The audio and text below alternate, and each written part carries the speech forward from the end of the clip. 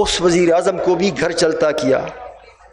So what has happened is a new paradigm کہ جس میں عدالتوں کے ذریعے، کیونکہ 58(2) بھی ختم، PCO ججز ختم، اور نظریے ضرورت کا کفن ختم، تو نیا راستہ کھلا. اور اب اس نئے راستے کے ساتھ ایک اور راستہ ہے، اور وہ یہ ہے کہ ملیٹنٹ تنظیموں کی سرپرستی کر کے ان کو منتخب سیاسی حکومتوں کے خلاف استعمال کرے اور بارڈر کے اکراس اپنے سیکیورٹی مقاصد کے لیے استعمال کیا جائے. تو میں آپ کو یہ وارن کرنا چاہتا ہوں that we are faced with a new challenges to democracy, new challenges to parliament, new challenges to the media, new challenges to the civil society. اور یہ کیا وجہ کیا ہے؟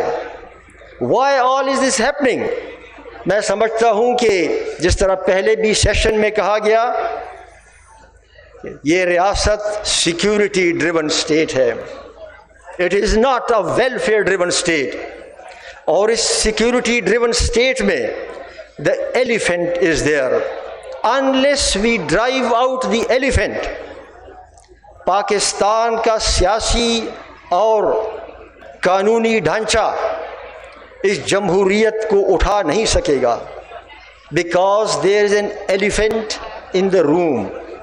Therefore میری نظر میں سیاسی جماعتوں کو، سول سوسائٹی کو، وکلاء کو اور آپ سب کو جو پہلا کام کرنا ہے to drive the elephant out of the room. اور یہ ایلیفنٹ ہی کی موجودگی ہے کمرے میں، جس کی وجہ سے کہ آپ دیکھتے ہیں جس طرح پہلے بھی بات ہوئی کہ علی وزیر کی ضمانت نہیں ہوتی، اور یہ ایلیفنٹ ان دا روم بھی ہے. یہاں مجھ سے پہلے مالک بلوچ صاحب نے بلوچستان میں زمینوں کی بات کی. یہاں جو وکلاء صاحب تشریف رکھتے ہیں، مجھے اطلاع آئی ہے کہ میاں صاحب لائن پر آگے ہیں.